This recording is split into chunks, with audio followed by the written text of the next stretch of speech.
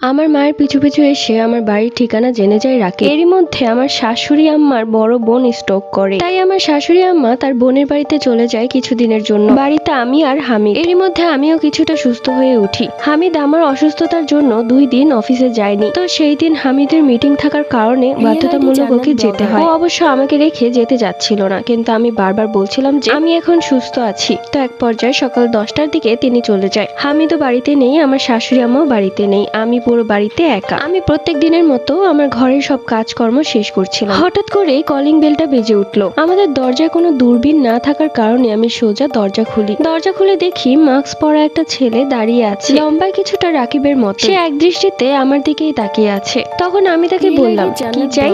তখন সে বলল, তোমাকে চাই। আর তার কণ্ঠ শুনে আমি বুঝতে পারলাম এটা রাকিব ছাড়া আর কেউ না। আমি সাথে সাথে দরজা আটকানোর চেষ্টা করি, কিন্তু রাকিবের শক্তিতে আমি পারছিলাম না। ও বারবার দরজা ধাক্কাচ্ছিল। এক পর্যায়ে জোর জবরদস্তি করে ও বাসার ভেতর ঢুকে পড়ে। আমি কি করব বুঝতে পারছিলাম না।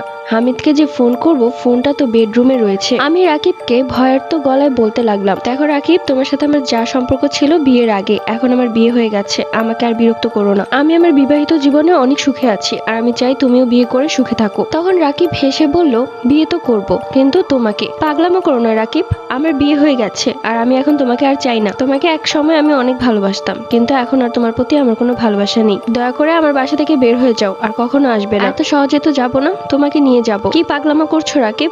চলে যাও এখান থেকে, নয়তো আমি কিন্তু পুলিশকে ফোন করব, আর তোমার এসব পাগলামো বের করব। তোমার যা ইচ্ছা করো, কিন্তু আমি তোমাকে নিয়ে যাবই। তোমাকে জোর করে হলেও বিয়ে করব। তুমি আর এক পা সামনে এগুলে আমি কিন্তু এখন চিৎকার করব। চিৎকার করবে? ঠিক আছে করো, আমিও দেখি তুমি কতদূর চিৎকার করতে পারো। বাহিরে সবকিছু রেডি করে এসেছি, তুমি আসো আমার সাথে। রাকিব, তোমাকে ভালো মতো বুঝিয়েছি, কিন্তু তুমি বুঝলে না। এখন কিন্তু আমি ফোন করব। কাকে ফোন করবে? তোমার হাজবেন্ডকে? ঠিক আছে করো। এই কথা শুনে আমি দৌড়ে গেলাম বেডরুমের দিকে, কেননা আমার ফোন তো বেডরুমের মধ্যেই আছে। আমার পেছন পেছন রাকিবও যায়। আমি তাড়াতাড়ি ফোনটা নিয়ে যেই না হামিদকে ফোন দিব, অমনি আমার হাত থেকে ফোনটা কেড়ে নেয় রাকিব। রাকিব বলে, এত লুকোচুরি কেন করছো জিনিয়া? আমি জানি তুমি এখনো আমাকে ভালোবাসো। ভুল, আমি তোমাকে একটুও ভালোবাসি না। আমি তোমাকে তো সেই দিনই মন থেকে মুছে ফেলেছিলাম, যেই দিন তুমি আমার বান্ধবীর সাথে।